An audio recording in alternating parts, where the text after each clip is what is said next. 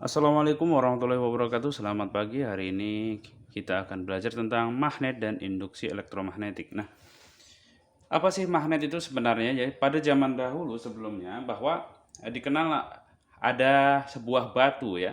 Ada sebuah batu yang bisa menarik benda-benda lain, logam-logam yang lain. Nah, pada zaman dahulu para penemunya menganggap bahwa batu itu memiliki gaya mistis ya. Batu itu memiliki gaya mistis karena bisa menarik benda-benda lain. Dianggapnya bahwa batu itu memiliki jiwa atau ruh gitu ya. Tapi itu karena apa? Karena masih pemahamannya masih bersifat mistis atau belum terlalu ilmiah ya. Nah, pada perkembangannya selanjutnya ditemukanlah ya, diteliti oleh sebuah ilmuwan bahwa benda-benda tersebut ya yang ditemukan batu-batu yang dapat menarik logam lainnya itu disebut sebagai magnet ya, magnet. Dan ternyata magnet itu memiliki rumus kimia Fe3O4. Nah ya, jadi ini gabungan antara besi dan oksigen. Ikatan antara besi dan oksigen ini membentuklah sebuah batu magnet yang bisa menarik logam-logam yang lain ya. Nah, magnet sendiri memiliki dua kutub, yaitu kutub utara dan selatan. Jadi kalau ada sebatang magnet ya, kita misalnya memiliki sebatang magnet seperti ini, maka ada kutub utara dan kutub selatan. Ini selalu seperti ini. Bahkan kalau ini kita pecah pun menjadi dua, kita pecah menjadi dua seperti ini, anggaplah seperti ini, saya bagi dua lagi, maka ini akan timbul kutub lagi, selatan sini kutub utara. Jadi setiap pecahan dari magnet tersebut akan selalu ada dua kutub, yaitu kutub utara dan kutub selatan. Nah, dan kutub-kutub yang sejenis itu akan saling tolak menolak, dan yang berlainan jenis akan tarik menarik seperti yang sudah kita pelajari pada pertemuan sebelumnya ya. Nah, kemudian pada perkembangan selanjutnya ya, pada perkembangan selanjutnya itu Hans Ørsted ya menyatakan bahwa muatan listrik yang bergerak juga dapat menimbulkan magnet. Nah ya, ini yang disebut sebagai elektromagnetik. Makanya ini disebut sebagai induksi elektromagnetik. Karena apa? Muatan listrik yang bergerak dapat menimbulkan medan magnet. Nah, ini kita bisa lihat jadi pengaruh dari apa? Kalau ada kabel listrik ini, kabel yang ada arusnya, yang ada setrumnya ya. Ini misalnya kabel itu I, maka di sekelilingnya ini akan timbul ada medan magnet ya, medan magnet. Nah, itulah kenapa ada namanya magnet buatan, sudah kita pelajari sebelumnya. Magnet buatan itu kita dengan cara apa? Misalnya ini ada logam, besi atau paku, kemudian ini kita lilitkan kabel ya. Kabel kita lilitkan gini, ini paku ya. Paku kan awalnya ini tidak bermuatan listrik ya. Tidak bisa menjadi magnet paku. Tapi dengan ini kita kasih apa namanya? Arus listrik sini. Nah, kita lilitkan gini. Maka ini paku ini bisa menarik paku-paku yang lain ya, paku-paku yang lain. Jadi paku ini bisa menjadi magnet. Ini namanya magnet buatan ya, atau magnet yang disebabkan oleh medan listrik, maka disebut elektromagnetik ya. Ya, proses elektromagnetik. Karena apa? Ada arus yang mengalir ke sini. Jadi arus itu ternyata kata Hans Ørsted muatan listrik, karena arus ini kan pada dasarnya sebenarnya muatan yang mengalir. Jadi muatan listrik yang mengalir lewat penghantar atau kabel ya. Lewat penghantar sehingga dia bisa menyebabkan merubah batang besi tersebut menjadi magnet ya, bersifat magnet atau induksi elektromagnetik. Nah, kemudian apa sih sebenarnya medan magnet itu ya? Apa sih medan magnet? Nah, medan magnet itu daerah di mana masih dapat dirasakan pengaruh gaya magnet. Jadi medan itu wilayah di mana masih bisa dirasakan gaya magnet. Jadi artinya kalau ada besi atau logam didekatkan itu masih bisa terpengaruh. Misalnya kalau ada serbuk besi gini, ada serbuk besi, kemudian kita dekatkan magnet sini, ya utara selatan ini masih bisa bergerak nih, ya serbuk-serbuk besi, logam-logam ini bergerak ini. Sejauh mana dia masih bergerak? Karena sejauh itulah disebut sebagai medan magnet. Karena medan magnet itu keluar dari kutub utara menuju kutub selatan. Nah, seperti yang saya gambarkan gini ya. Nah, dari kutub utara menuju kutub selatan, dan ini sejajar atau searah, tidak pernah bersilangan. Jadi arahnya ini, arah medan magnet ini selalu sejajar atau tidak pernah bersilangan. Nah, maksudnya gimana kalau bersilangan tuh gini? Misalnya ada yang gini, ada yang nabrak ke sini, nyilang gini ya. Misalnya gini. Enggak, dia selalu enggak pernah bersilangan. Jadi dia teratur, tidak pernah bertabrakan satu sama lain atau sejajar menuju dari kutub utara menuju kutub selatan. Itulah arah apa? Medan magnet. Nah, medan magnet ini mempengaruhi daerah di sekitarnya, sehingga apa? Medan magnet ini sebenarnya bentuk dari energi. Karena apa? Ketika ada medan magnet bisa menyebabkan benda-benda lain itu bergerak, dan gerak itu dibutuhkan energi untuk bergerak itu ya. Berarti medan magnet itu adalah salah satu bentuk energi ya, atau bisa disebut juga sebagai gaya yang menyebabkan energi. Kan perlu gaya juga ya seperti itu. Nah, sekarang ya, jadi setiap ada kawat ya, seperti yang dikatakan oleh Hans Ørsted tadi, muatan listrik. Jadi kawat kalau kita aliri listrik ini, dia akan menyebabkan apa? Medan magnet di sekitarnya. Nah, medan magnet itu arahnya seperti apa? Yaitu seperti kaidah tangan kanan. Ini saya gambar di sini. Ini ya, ini jempol ya. Ini jempol, kemudian ini jari yang 4 ini. Kalau saya gambar gini, ini ya. Nah, jempol ini ibaratkan kawatnya ya, kawat atau arus listriknya mengarah ke sana. Arus listrik mengarah ke arah jempol sini. Dan ini 4 jari yang berikutnya ini ya, ada 4 jari sekeliling ini. Arah dari jari-jari ini adalah arah medan magnet. Jadi gitu ya. Jadi medan magnet itu mengelilingi nih kawat yang berarus listrik ke arah sana tadi. Pokoknya gunakan kaidah tangan kanan. Arah medannya memutar gini, sesuai arah jari saya ini. Jadi gini, mutar terus ya. Jadi ini arah arus listrik, ini arah medan magnet. Jadi medan magnet mengelilingi seperti ini ya. Jadi kalau saya gambar ini tadi, saya gambar ini ada kawat, maka ini saya gambar kalau ini ya gini. Maka ini terus berputar gini. Nah, ya. Ini arah apa? Arah medan magnet ya. Jadi arah medan magnetnya seperti itu terus seterusnya.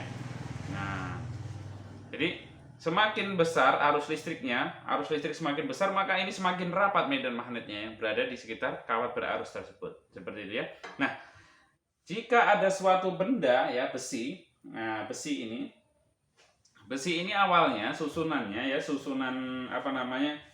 Atom-atom yang ada di dalam itu tidak beraturan ya, seperti ini. Kalau kita ibaratkan secara mikroskopis ya, kalau seandainya bisa dilihat susunan dari besi tersebut, dia tidak beraturan ya, tidak beraturan seperti ini.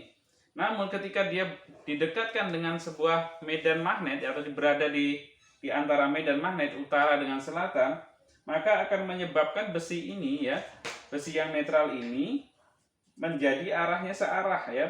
Bentuk atom-atom atau partikel yang ada di dalamnya menjadi searah. Nah, ya jadi kalau dia berada di antara medan magnet utara selatan kan ini arah medannya ke sini. Arah medan magnet kan dari arah utara menuju arah selatan nih. Ini kan selatan. Jadi besinya ini kita letakkan di tengahnya gini. Maka lama kelamaan dia akan berubah menjadi searah seperti ini. Ya, searah menjadi arah seperti arah medan magnet dari utara ke selatan. Jadi nanti besi tadi menjadi teratur seperti ini ya. Atom-atom penyusun yang ada di dalam besi tersebut teratur. Nah, perubahan ini bisa diamati ya dengan menggunakan apa? Alat bantu dengar ya. Alat bantu dengar itu bisa terjadi perubahan. Ada bunyi seperti apa? Pokoknya seperti bunyi ditotok-totok ini ya. Nah, ini perubahan kayak misalnya seng ketika kena panas itu kan terjadi gemeretuk gitu ya. Nah, jadi besi ini pun bisa berbunyi seperti itu kalau diletakkan di antara medan magnet ya, di antara magnet utara dan selatan, sehingga arahnya menjadi teratur. Nah, ketika arahnya menjadi teratur ini, besi ini bisa menjadi apa? Bisa menjadi magnet ya, magnet sementara ini ya. Nah, jadi seperti itu.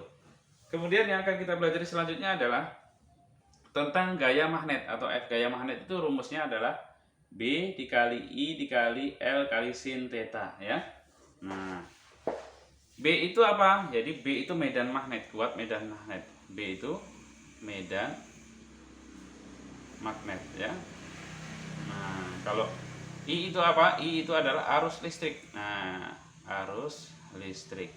Jadi ini gaya ini kita untuk menghitung besar gaya yang berada di sekitar kawat listrik, kawat lurus berarus ya. Kemudian L ini panjang kawat ya. Nah, seperti itu ya. Nah, jadi artinya ini kok ada sin theta, ini artinya apa? yang paling besar adalah antara gaya ini ketika I itu tegak lurus terhadap tegak lurus terhadap medan ya. Ini artinya sin ini hanya untuk membuat dia tegak lurus. Nah, jadi yang tegak lurus ya yang kita hitung ya. Kemudian aplikasinya medan magnet ini ya, aplikasinya untuk apa?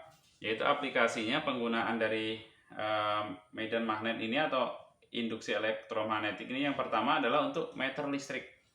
Meter listrik itu apa sih sebenarnya? Contohnya meter listrik itu kayak multimeter ya. Multimeter itu alat untuk mengukur misalnya arus, tegangan, hambatan ya. Ada ampere meter, ada voltmeter, ada ohmmeter atau disebut juga galvanometer. Nah, ini meter listrik ini aplikasi dari induksi elektromagnetik ya. Jadi ketika dialiri baterai atau dialiri listrik ya, dia akan menyebabkan medan magnet sehingga ada pergerakan dari meter tadi ya. Alatnya kurang lebih seperti ini ampere meter atau voltmeter nih ya. Ini ada dua ini untuk tesnya, untuk mengetesnya diarahkan ke kutub positif dan negatif misalnya. Nanti ini terbaca di sini berapa arusnya, tegangannya dan sebagainya. Jadi seperti itu ya. Ini aplikasinya dalam kemagnetan ini dalam dunia kelistrikan ya. Kemudian motor listrik. Nah, motor listrik itu apa sih? Nah, kalau yang masih bingung, motor listrik itu adalah dinamo ya. Dinamo itu banyak jenisnya. Jadi motor listrik itu ketika dinamo ya kita kasih arus listrik maka akan berputar ya. Karena itu apa yang menyebabkan berputar? Itu gayanya ya. Gaya magnet ini yang menyebabkan dia berputar ya. Gaya magnet dengan gaya listrik ya. Karena ketika dialiri listrik timbul medan magnet ya, kutubnya saling berlawanan menyebabkan motor listrik berputar. Nah, dan sebaliknya kalau motor listrik ini ya, motor listrik ini ketika dia diberi arus listrik akan berputar, tapi kalau dia diputar dia akan menghasilkan arus listrik. Jadi berlaku juga kebalikannya. Nah, kemudian aplikasi berikutnya adalah untuk bel listrik ya, membuat getaran yang misalnya kalau ditekan itu langsung bunyi ya, bunyi misalnya bel sekolah atau segala macam, atau klakson. Ini adalah menggunakan juga tentang aplikasi dari magnet ya, aplikasi dari penggunaan magnet ya, induksi elektromagnetik. Kemudian selanjutnya yang akan kita pelajari adalah tentang medan magnet bumi. Nah, ternyata bumi itu bisa juga dikatakan sebagai magnet terbesar ya, magnet yang terbesar ya. Jadi selain batu-batu magnet yang sudah kita ketahui ini, ada namanya bumi, itu merupakan magnet yang terbesar. Nah, magnet bumi ini ya, dia dari kutub utara ke kutub selatan ya, sama ada dua kutub juga, tapi letak kutubnya itu tidak tepat pada di sisi utaranya ya, maupun di sisi selatannya, tapi dia agak menyerong gitu ya. Nah, tidak tepat pada utara dan selatan bumi. Itu medan kutub magnetnya. Nah, kalau kutub magnetnya gimana? Kalau seandainya ini kan bumi ya. Tapi kalau kita letakkan magnet ya, kita yang punya magnet di sini, maka magnet kita itu kutub utaranya ada di sini, kutub utara di sini, kutub selatan di sini. Kalau ini magnetnya. Nah, beda dengan bumi ya, kalau kutub utara sini, selatan sini. Tapi kalau kita punya magnet di sini, kutub utaranya di belah sini dan kutub selatan di sini. Kenapa bisa seperti itu? Karena kalau kita letakkan magnet di atas permukaan bumi, maka utara ini ya akan tarik menarik dengan kutub selatan bumi. Nah, gini. Tarik menarik karena berlainan sini. Ini pun tarik menarik dengan sini, ya. Nah, sehingga menyebabkan dia arahnya seperti ini. Aplikasinya seperti apa? Bisa juga untuk misalnya kompas atau penunjuk arah. Jadi ternyata aplikasi tentang kemagnetan ini sangat banyak ya, diantaranya kompas ya, penunjuk arah, atau misalnya Google Map dan segala macam ya. Nah, pokoknya untuk menunjukkan arah atau letak atau posisi itu bisa menggunakan medan magnet. Jadi itu saja yang bisa Bapak sampaikan pada pertemuan hari ini. Mudah-mudahan bermanfaat materi kita tentang magnet dan induksi elektromagnetik ini. Silakan tulis nama kalian di kolom komentar sebagai bukti aktivitas kalian telah mengikuti pelajaran kita pada hari ini. Saya akhiri, assalamualaikum warahmatullahi wabarakatuh.